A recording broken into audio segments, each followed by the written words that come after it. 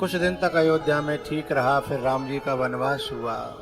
केवट से भरद्वाज जी से ऋषि मुनियों से मिलते हुए भगवान चित्रकूट पहुंचे। इधर दशरथ जी का मरण हुआ। भरत जी को बुलाया गया। क्रियाक्रम करके दशरथ जी का भरत जी ने एक ही बात रखी गुरु जी से कि मैं आपकी आज्ञा का पालन तो करूंगा, लेकिन मुझे एक बार राम जी के दर्शन करा दो। मेरे भगवान के, मेरे बड़े भैया के मुझे दर्शन करा दो। सबसे बड़ी गलती तो ये हुई कि मेरे पिताजी मेरा हाथ मेरे भाई के हाथ में दे करके नहीं गए। हमारे देश में बड़ा भाई बाप के समान होता है, बड़ा भैया और पिताजी, इन दोनों का यहाँ अदब होता है, आदर होता है, सम्मान होता है।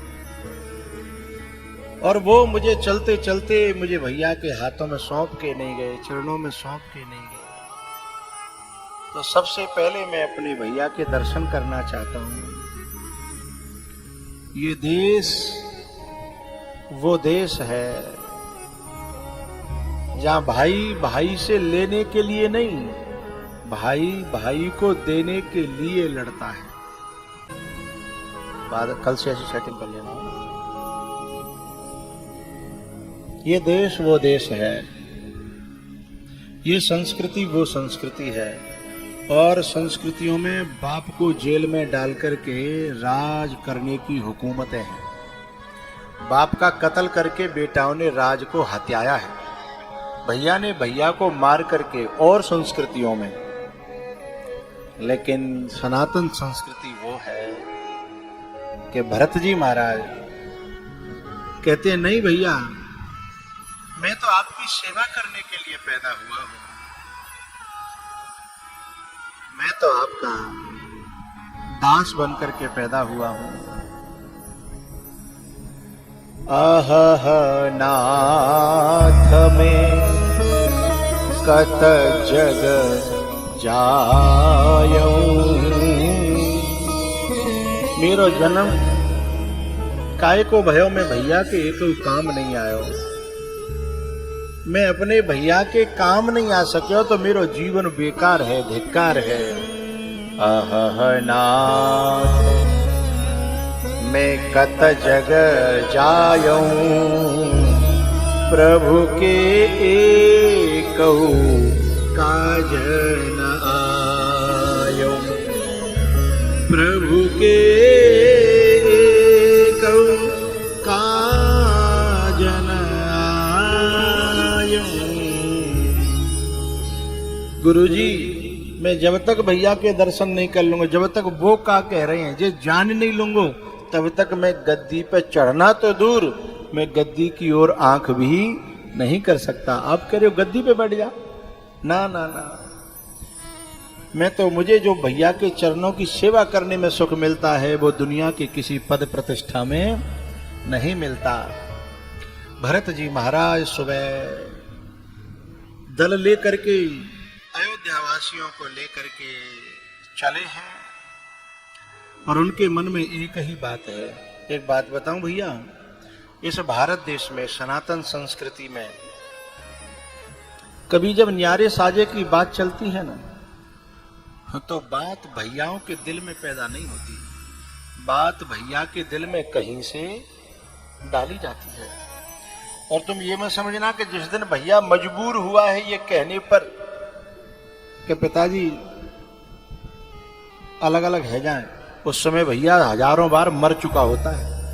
ये कहने से पहले हजारों बार वो आंसू डाल चुका होता है कि मैं बाप से कैसे कहूं, क्योंकि मेरे बाप ने तो यही अरमान सजाए थे कि मेरे 4 बेटा एक रहेंगे और 5वां में मेरा परिवार खुशहाल रहेगा। 4 बहुएं आ जाएंगी, पूरे घर में छमक छमक छमक छमक डोला करेंगी, नाती और बेटा। मेरे बाप ने तो कल्पना ये की थी। और उन्होंने कई बार कहा भी था कि बेटा तुम पढ़े लिखे जाओगे, फिर तो बस आनंद ही आनंद है, सब एक जगह रह करेंगे हैं। अब मैं बाप से कैसे कहूं? जब वो भाई जब बाप से कहता है ना, हजारों बार मर चुका होता है। मैं उन बहुओं को धिक्कार देता हूं। जो अपने पति को अपने बाप से ये कहने के लिए मजबूर कर देती है। खुद तो कहती नहीं है, तैयार करेगी रोज, लेकिन वो रोज सुनते सुनते, अच्छा हम लोगों की जरूर समझनी है ये बात है कि आज जो कह रहा हो तो जो मजबूर भयो होगा कम से कम 2-4 साल तक, तब जाकर के ये लरजते होठों से, लड़खड़ाते होठों से कह पाता है। उसे ये मत समझना कि आज ही इसके दिल में पैदा हुआ है, दिल में तो पैदा आज भी नहीं हुआ, लेकिन मजबूर किया गया है। मेरा उन बहुओं से निवेदन है, प्रार्थना है कि बंधी हुई झाड़ू में जो ताकत है वो फैली हुई सीकों में नहीं है। बंधी हुई लकड़ियों में जो ताकत है वो फैली हुई लकड़ियों में नहीं है। तो जो भैया जब कभी ऐसी बात कहने पर मजबूर हो तो दूसरे भैया को ये समझना चाहिए कि ये भैया के हृदय की बात ना है। गुस्सा नहीं होना चाहिए कि जय ऐसा कैसे कहने लगे, जाके हिम्मत कैसे पड़ी। उसे समझना चाहिए ये बेचारा मजबूर है, उसे थोड़ा प्यार से ले ले कि कोई बात ना है, आज नहीं तो कल न्यारे तो होना ही है जाएंगे, हंसी खुशी है जाएंगे।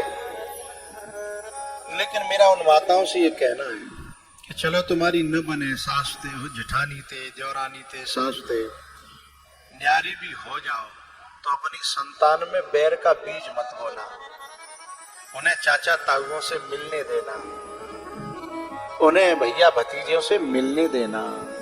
बहुत सी माता उनका मिलना जुलना बंद कर देती हैं। अब कैकेयी के मन में जो खोट आया उसके कारण वो राम और भरत को अलग करना चाहती थी, लेकिन मैं प्रार्थना करता हूं हिंदुस्तान की संतान से कि यदि तुम्हारे बीच में माँ भी दरार डालने की कोशिश करे तो भी भरत की तरफ माँ की बात नहीं सुनिएगा, क्योंकि माँ भी कहीं स्वार्थ से या किसी के बहकावे में आ सकती है, लेकिन भैया तो भैया होता है। एक कोख में जन्मे हैं, एक घर में खेले हैं, एक थाली में खाया है, एक घाट पे सोए हैं। तुम्हारे प्रेम को ये दुनिया क्या जाने, दूसरे लोग क्या जाने, घर से आई है वो क्या जाने।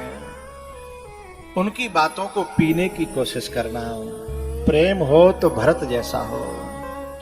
और जो है भरत ने जैसे ही देखा कि मेरे राम मुझसे दूर कर दिए गए हैं तो उन्होंने उसी समय संकल्प किया, मेरे राम से जो मुझे दूर करेगा या करेगी, चाहे वो कितना भी बड़ा रिश्ता हो, पूजनीय रिश्ता हो, मैं उसे जीवन में अपना मानने वाला उस रिश्ते को त्याग सकता हूं।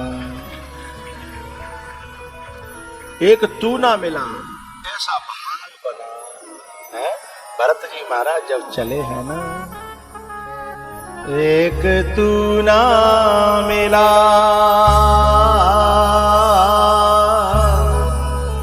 ई सारी दुनिया मिले भी तो क्या, मेरा दिल ना खिला। एक तू ना मिला। कभी भैया का प्यार देखना है तो देखिएगा कैसे कभी बाजार में पिटना, झूठा नाटक करना पिटने का। तुम्हारी कितनी लड़ाई चल रही हो, भैया पे तुम्हारे पे देखो नहीं जाएगा। कभी देखना प्रैक्टिकल करके। तुम दूसरों की बातों में आकर के जब हम ये मान लेते हैं कि नहीं मेरे भैया ने मेरे संग ऐसा करो ना, उसके खून में, उसके दिल में, उसके हृदय में कितना प्यार है ये तो परिस्थिति आने पर पता चलता है। एक तू ना मिला सारी दुनिया मिले भी तो। जैसे उस पेड़ों के झुंड में पहुंचे हैं, लखन जी की निगाह पड़ी। लखन जी ने राम जी से कहा, भैया आपके पीछे भरत भैया है। और जैसे ये आवाज सुनी कि मेरा भरत आया है, प्रेम वो चीज है कि सारी दुनिया लठ मारे लेकिन जैसे पानी फटता नहीं है, ऐसे सच्चा प्रेम वो है जो दुनिया के लठ पड़े लेकिन बीच में कऊ फटे नहीं। प्रेम ऐसा होना चाहिए। जैसे राम जी ने आवाज सुनी कि भरत आयो है, कहूं पट कहूं निसंग धनु तीरा, उठे राम सुने प्रेम अधीरा, उठे राम सुने ये प्रेम अधीरा, कहूं पट कहूं निसंग धनु तीरा। माताओं के मन में कभी भैया भैया को दूर करने की बात आए तो उन माताओं को वो दिन याद करना चाहिए कि जिस दिन कंधे पे धर के मेरे भैया ने मुझे विदा किया था, तब मेरे मन की हालत क्या थी, मुझे भैया से बिछड़ करके कैसा लगा था, मुझे अपने भैया को छोड़ते समय कैसा लगा था। ये बात हर नारी को सोचनी चाहिए भैया भैया को अलग करते समय पर।